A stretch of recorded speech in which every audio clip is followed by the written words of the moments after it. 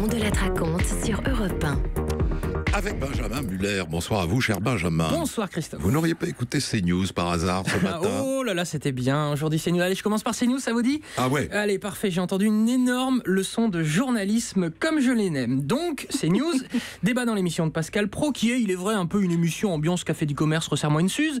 Pascal Praud et une invitée parlent de l'influence de l'UOIF chez les musulmans en France. Un des chroniqueurs de Praud, qui est assis en plateau, commence à en avoir marre d'entendre n'importe quoi. Tout à l'heure a été dit que l'UOIF était une institution majoritaire parmi les musulmans de France. J'ai vérifié pendant la publicité, là aussi, il n'y a rien qui permet de dire qu'elle est majoritaire, elle n'est même pas au sein du CFCN. Elle a une influence très forte dans le monde musulman, on peut quand même dire ça. Mais qu'en savez-vous? Je ne dis pas que c'est faux, je dis qu'en savez-vous? Alors là, l'ami Pascal Praud est un peu désarçonné. Attends, moi je dis des trucs, on n'est pas non plus obligé d'être tout le temps ultra précis. Suite de la leçon journalistique. Elle a influence ne serait-ce que dans les médias. Mais Pascal, tout à l'heure a été dit qu'elle était majoritaire, soyons précis. Elle a une influence, on peut en discuter, moi je sais pas. Personne fait... depuis le début, je crois que ce sera assez catastrophique. Si personne ne sait, alors ne le disons pas. Enfin, je veux dire, on est journaliste autour de ce plateau. On est là pour donner des informations précises. Si on ne sait pas, on ne le dit pas. Allez, il est bien, ce mec-là. Bon, Pascal, il est bien, là. Comment il s'appelle? Il s'est fait son petit Pascal Victor, quelque chose. Et des brouettes. Là, vous me prenez de court. Bon, cela dit, si on lui demande maintenant de devenir précis dans tout ce qu'il dit, le pauvre Pascal Praud, c'est tout son monde qui va s'écrouler, comme vous me le disiez hors antenne, Christophe. Non, j'ai rien dit. Allez, autre leçon de journalisme. Alexis Corbière, invité ce matin sur LCI. On lui parle petite phrase et attaque politique. Il s'énerve. Contre-budget, il y a eu un budget, on a fait une conférence de presse, tout le monde s'en fiche. Par contre, du buzz pour dire que Machine a dit truc et que Bidule a dit machin, dont tout le monde se fout. On parle uniquement de la France Insoumise pour un bruit médiatique. Ouais, c'est vrai quoi, prenez-moi un peu au sérieux, soyez sympa. Alexis Corbière en a marre. D'ailleurs, ces derniers temps, il nous a fait la tête à nous, les médias. Ces dernières semaines, je faisais moins de médias. J'ai fait des dizaines d'interventions, moi et mes amis à l'Assemblée nationale, vous vous en fichez totalement. Donc toutes ces fausses polémiques nous font perdre du temps. Je vous le dis, c'est vraiment dommage. Ah, il faisait moins de médias à cause de la futilité des médias. Moi qui croyais que c'était pour éviter de commenter les révélations sur son logement social, je m'étais gouré. Autre sujet, les révélations choquent autour des Paradise Papers qui démontrent l'ampleur de l'évasion et de l'optimisation fiscale. Bon, déjà, ce qui est bien, c'est que le gouvernement compte sévir contre les exilés. Écoutez le ministre Gérald Darmanin tout à l'heure à l'Assemblée. Si cela effectivement est avéré, il n'y aura aucune tolérance zéro sur cette question.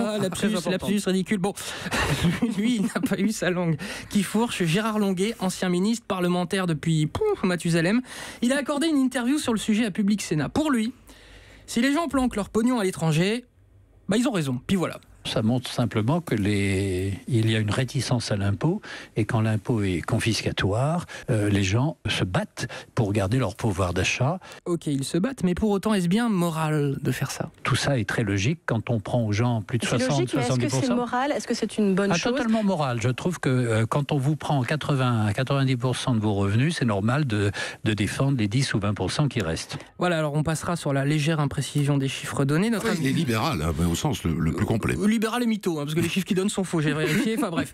Notre ami Longuet, on a envie de lui dire, mais dites-moi, tout cet argent, quand même, c'est un manque à gagner, non, pour les caisses de l'État? Mais attendez, ces centaines de milliards ne viennent pas dans les caisses de l'État, tant mieux, parce que l'État le gaspille assez largement et dépense de l'argent inutilement. Oui, le libéral, les écoles, les hôpitaux, les routes, tout ça, balèque, comme disent les jeunes, sacré Gérard Longuet.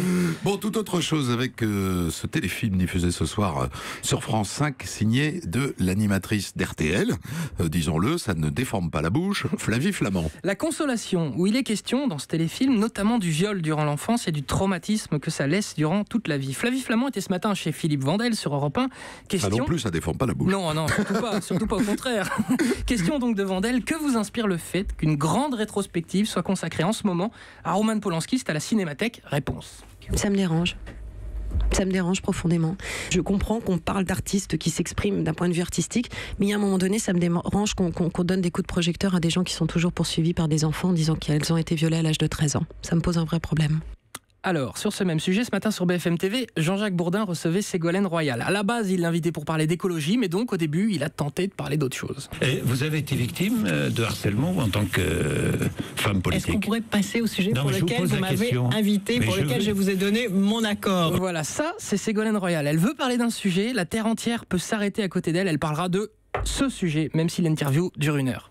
Les appels au meurtre sont maintenant banalisés dans notre société. Vous savez, moi, je viens vous parler de la COP23, comme vous venez de le dire, vous m'avez invité. Oui, non, mais d'accord. D'accord, mais je m'en fous. Mais l'avantage avec Ségolène Royal, c'est qu'elle est sans doute encore plus bornée que Jean-Jacques Bourdin, ce qui est plutôt rare, faut bien le dire. Par conséquent, la France peut tout à fait y parvenir. Oui, au Canada. Je vous propose de passer à la question climatique c'est moi et qui environnementale. décide, Ségolène Royal, c'est pas vous ici. Vous le savez. Un guide. On est deux, donc on est deux aussi. On est deux, mais je suis bien d'accord. Voilà, elle réussit souvent à avoir le dernier numéro. Elle est forte quand même, Ségolène Royal. On termine avec un fou rire, c'était cet après-midi dans Y'a pas Péno, l'émission de Thomas Touroud.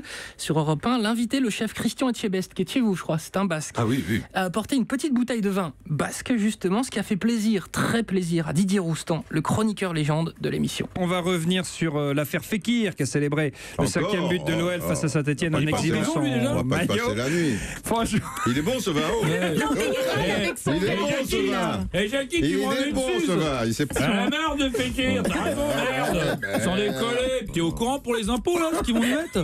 Oh mais sans déconner. Et par contre, on ouvre la porte aux migrants. Ça c'est bon ça. C'est marrant, on dirait qu'il caricature l'émission de Pascal Pro. Vous avez remarqué? Moi j'entends Coluche en vérité quand je l'entends là. Vraiment j'entends Coluche. Une précision quand même, j'ai dit France 5 tout à l'heure, il n'y a pas de téléfilm sur France 5, ça aurait dû me monter au cerveau. C'est sur France 3. C'est pas faux. Ce soir, en plus normalement c'est la chaîne où je travaille, bien que ça fasse très longtemps que je n'y ai pas mis les pieds.